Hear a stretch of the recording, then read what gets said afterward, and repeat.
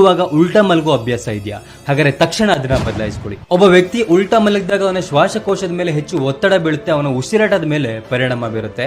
ಅಂಥವ್ರು ಬೆಳಿಗ್ಗೆ ಎದ್ದಾಗ ಲೋ ಎನರ್ಜಿಯನ್ನ ಫೀಲ್ ಮಾಡ್ತಾರೆ. ಯಾವ ವ್ಯಕ್ತಿ ಉಲ್ಟಾ ಮಲಗ್ತಾರೋ ಅವರ ಕತ್ತು ಒಂದು ಕಡೆಗೆ ತಿರುಗಿರುತ್ತೆ, ಆಗ ಅವರ ಕತ್ತಿನ ಭಾಗದಲ್ಲಿರುವಂತಹ ರಕ್ತನಾಳಗಳು ಕಂಪ್ರೆಸ್ ಆಗಿ ಅವರ ಮೆದುಳಿಗೆ ರಕ್ತ ಸಂಚಾರ ಕ್ಷೀಣಿಸುತ್ತೆ. ಯಾರಿಗೆ ಆಲ್ರೆಡಿ ಕೊಲೆಸ್ಟ್ರಾಲ್ ಇದೆಯೋ ಅಂಥವ್ರಿಗೆ ಸ್ಟ್ರೋಕ್ ಆಗುವಂತ ಚಾನ್ಸಸ್ ಜಾಸ್ತಿ ಇರುತ್ತೆ. ಸರಿಯಾದ ಆಹಾರವನ್ನು ಸೇವಿಸದೆ ಅಥವಾ ಖಾಲಿ ಹೊಟ್ಟೆನಲ್ಲಿ ಉಲ್ಟಾ ಮಲ್ಕೊಂಡಾಗ ಅಂಥವ್ರಿಗೆ ಆಸಿಡ್ ರಿಫ್ಲೆಕ್ಸ್ ಆಗಿರ್ಬೋದು, ಹಾರ್ಟ್ ಬರ್ನ್ ಆಗಿರ್ಬೋದು ಅಥವಾ GERD ಆಗುವಂತ ಚಾನ್ಸಸ್ ಇರುತ್ತೆ.